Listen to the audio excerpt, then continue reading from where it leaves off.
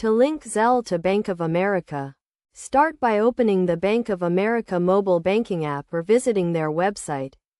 If you are using the app, tap the menu icon and select Transfers. Then choose Send Money with Zelle. If you are on the website, navigate to the Transfers tab and click on Send Money with Zelle. Next, review and accept the terms of service for Zelle. This will allow you to proceed with the enrollment process.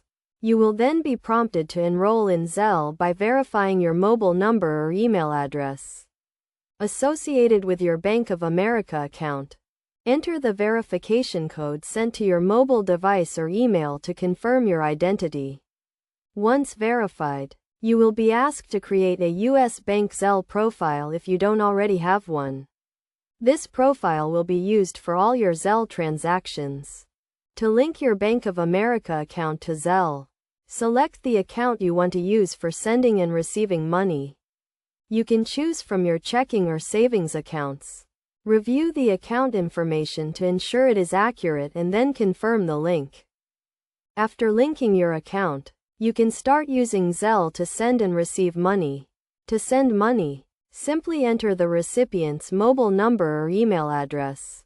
Select the account you want to use, and enter the amount you want to send.